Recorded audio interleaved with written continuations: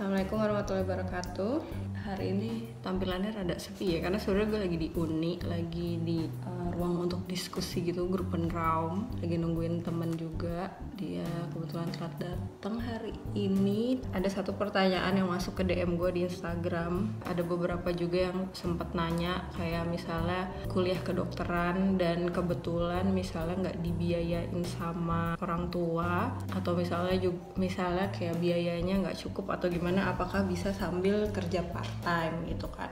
Jujur aja waktu itu kalau gue pribadi sulit untuk sambil kerja part time, tapi ada aja teman-teman di sini yang kerja sambilan juga sambil kuliah kedokteran gitu. Emang kita dituntut untuk banyak belajar, apalagi kalau orang asing mungkin bahasanya juga belum mantep gitulah ya untuk kuliah. Tapi gue sejujur-jujurnya ya agak menyesali juga sih dulu kenapa nggak ikutan sambil kerja part time gitu, karena menurut gue di sini banyak banget kemungkinan untuk kerja part time di bidang yang kalian mau gitu. Misalnya kedokteran ya khususnya bisa kerja part time misalnya di klinik lah, di rumah sakit lah gitu. Jadi sambil lihat misalnya udah ada dari dulu pengen jadi dokter apa gitu kan, bisa coba daftar misalnya di kliniknya dia atau di rumah sakit di bidang itu gitu. Jadi sekalian bisa tahu juga, oh kalau gue kerja nih kayak gini misalnya gitu nanti. Dulu gue itu ada sebenarnya bukannya karena nggak punya waktu ya, tapi rada sedikit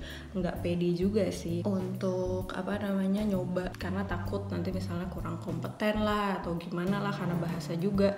Cuma sebenarnya itu sama sekali bukan jadi penghalang ya, karena gue kenal ada banyak juga yang yang kerja sambilan sambil belajar kedokteran, justru malah menurut gue banyak positifnya, karena juga mungkin bisa jadi cocok untuk teman-teman yang suka belajarnya tuh yang learning by doing ya kan. Jadi pasti ingat tuh, oh dulu gue di waktu kerja kayak gini-gini misalnya. Karena gue terakhir doang baru sambilan kerja di klinik, dan itu baru ngerasain, oh ternyata asik juga ya gitu. Maksudnya kayak manfaatnya ada juga gitu, selain misalnya dapat duit, maksudnya gitu.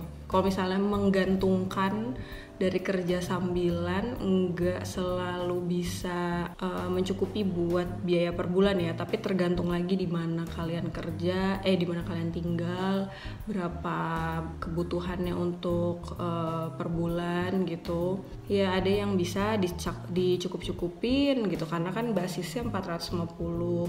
Misalnya kayak mau jaga malam gitu kerjanya di weekend, kadang-kadang beberapa kali jaga malam dapat duitnya udah bisa ngebiayain sebulan lah gitu.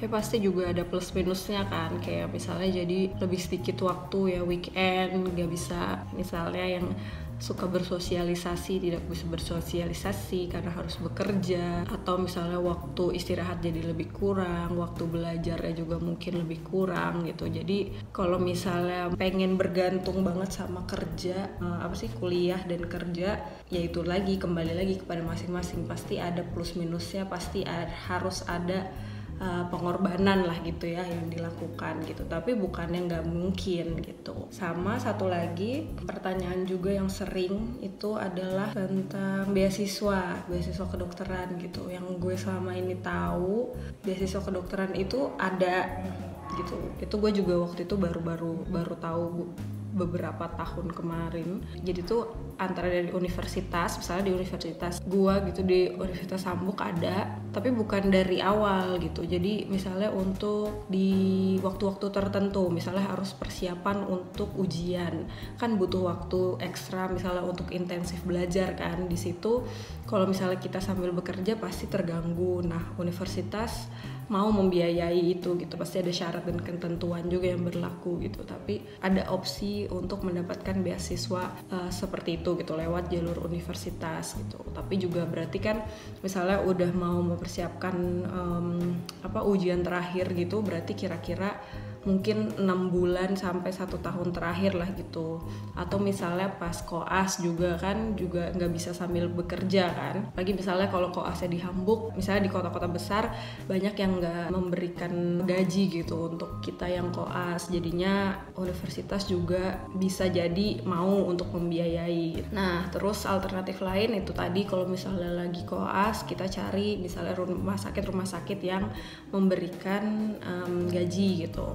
Tapi ya itu tadi nggak di kota-kota besar gitu kan. Bisa jadi misalnya di luar kota biasanya itu dia ngasih gaji dan ngasih tempat tinggal. Jadi misalnya kalian bisa sewain rumah kamar kalian gitu. Jadi lumayan ada pemasukan double gitu kan. Atau misalnya alternatif ada beberapa rumah sakit juga itu, tapi mesti cari tahu sendiri. Yang gue tahu misalnya contohnya waktu itu tempat gue koas, ternyata di rumah sakit itu dia ngasih juga beasiswa untuk mahasiswanya gitu. Yang gue tahu di rumah sakit itu tuh dia ngasihnya 2 tahun. Beasiswanya tuh di 2 tahun terakhir sebelum lulus gitu. Jadi semester 8 ke atas atau 6, gue juga kurang tahu, pokoknya semester atas per bulan itu lumayan banget ngasihnya. Tapi juga mungkin nggak cukup untuk biaya hidup kita gitu. Misalnya dia waktu yang gue tahu dia per bulan ngasihnya 550 euro. Tapi pas koas, kalau di rumah sakit itu koasnya ya dapat lagi uang dari uang koasnya kan, di sana dibayar kan koasnya 450 sampai 650. Jadi bisa sebulan tuh dapat 1000-an. Nah itu tapi kalau di koas ya.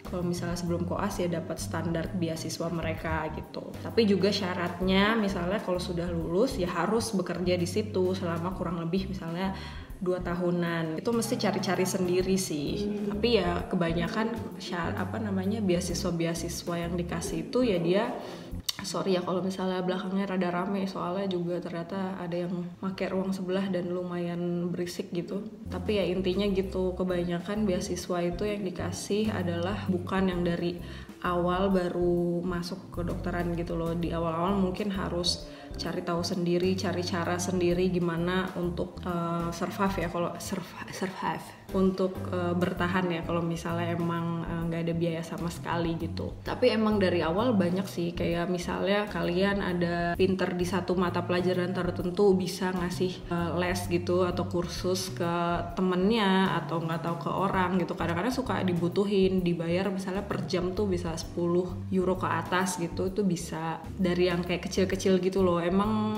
sebenarnya banyak sih cara, tapi ya harus siap gitu. Misalnya dengan kalau sambil kerja tuh mungkin lulus nggak bisa tepat waktu misalnya gitu kan. Kayak gitu sih kira-kira. Semoga membantu ya untuk menjawab pertanyaan yang lumayan banyak masuk nih ke DM tentang bekerja dan kuliah gitu. Semoga membantu, semoga teman-teman tetap semangat untuk mengejar cita-citanya mau dimanapun itu dan bagaimanapun itu caranya. Terima kasih yang sudah menonton, sampai jumpa lagi di video selanjutnya. Dadah.